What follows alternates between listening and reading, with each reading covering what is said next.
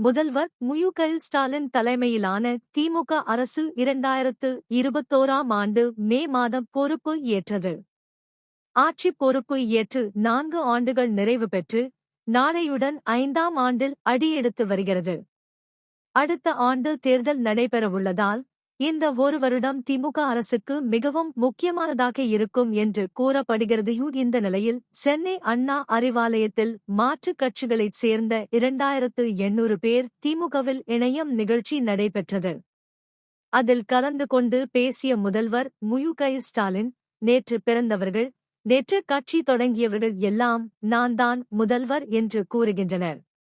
அரசியல் அரிச்சுவடி தெரியாதவர்கள் எல்லாம் அடுத்த முதல்வர் என்று பேசக்கூடிய நிலை உள்ளது.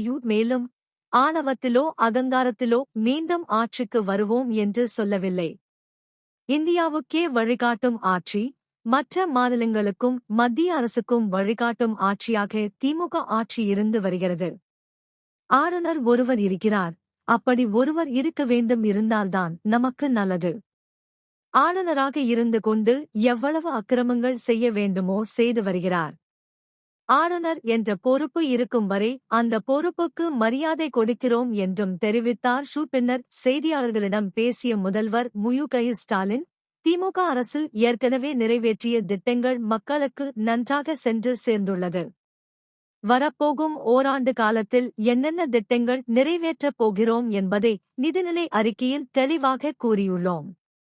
5 ஆண்டுகால ஆட்சியை நிறைவு செய்து 2026 தேர்தலில் வெற்றி பெற்று திமுக 7வது முறையாக ஆட்சி அமைக்கும். மக்கள் மத்தியில் திமுக ஆட்சிக்கு வெற்றி முகமே உள்ளது என்று தெரிவித்தார். எதிர்க்கட்சிகளிடம் இருந்து நியாயமான விமர்சனங்கள் வந்தால் ஏற்றுக்கொள்கிறோம். அவதூறு பரப்பும் வகையிலான விமர்சனங்களை ஒருபோதும் ஏற்றுக்கொள்வது இல்லை என்றும் ஸ்டாலின் தெரிவித்தார்.